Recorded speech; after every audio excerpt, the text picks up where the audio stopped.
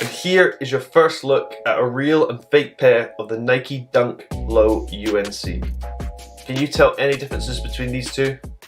Here we have a retail pair and a fake pair, and I'll just be going through some of the differences between the two pairs. So the retail pair I actually got directly from Nike. I got exclusive. First off, we're going to start with the two boxes, and if I show you them side by side and I'll give you a close-up of this, you can see there is a slight difference between the two boxes.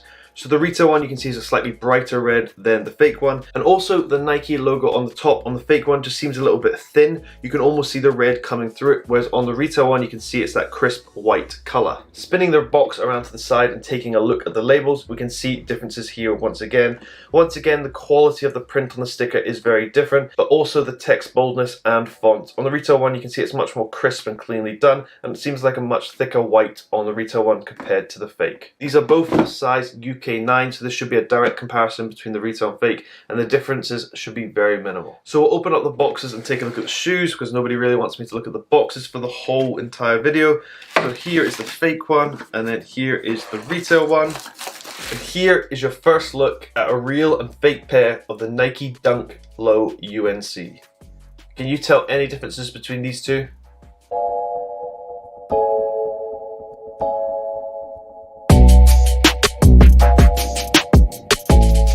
So here are both the pairs out of the boxes, and there's quite a clear difference to see straight away. So if I give you a close-up of that UNC blue leather on both of the shoes, you can see there are differences between the two of them. So as you can see, the retail one is a slightly lighter, more classic UNC blue, whereas on the fake one you can see they've gone for a much darker color. So the actual leather color itself is different from retail to fake, and you can see this all over the shoe on the fake one compared to the retail one, and in certain lightings this is very obvious, but as you can see there are differences between the two colors. The next noticeable difference is actually from the top, and if I give you a close-up of the laces you can see the difference straight away. So on the retail one you can see it has the same colored laces as the blue leather, but it does have a shimmering sparkle going through them, whereas on the fake one they've got much darker laces once again, and there is no sort of shimmer to them at all. Keeping with the same angle and looking down on the shoes once again, and we take a look at the toe box area, you can see clear differences in the actual shape of the shoe.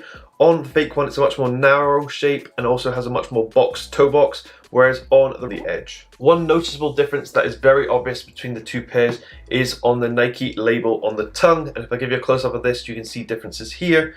On the retail one you can see the Nike logo is positioned much higher, the label is much smaller, but also the Nike actual symbol itself is much larger on the retail one compared to the fake, and also the color difference is clear once again.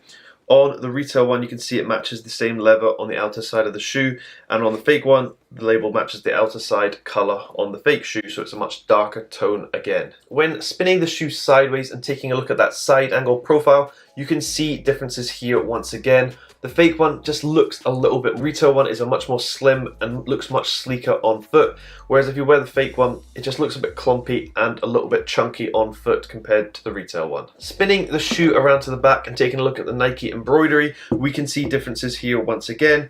The embroidery text is slightly thicker on the retail one compared to the fake, however the QC errors on Dunks is quite high, so I have seen pairs with the Nike embroidery all over the place, so this isn't something that I would closely look at. I would more look at the shape from the back. As you can see on the fake one, the shape is much taller towards the heel compared to the real one, which is much shorter and wider. What I would say about the fake one is, although the colour is darker, I actually really do like the colour. The darker blue does pop quite a lot compared to the retail one, and both of these are very similar to the Coast colourway, which has the yellow embroidery on the back. Don't really know why they released two which is practically the same colour, and I don't know if the fake one is based on the Coast, but it does have the white embroidery on the back, so it is meant to be a replica of the UNC's. Spinning the shoe upside down and taking a look at the difference in colour on the tread, you can see once again the colour differences are clear.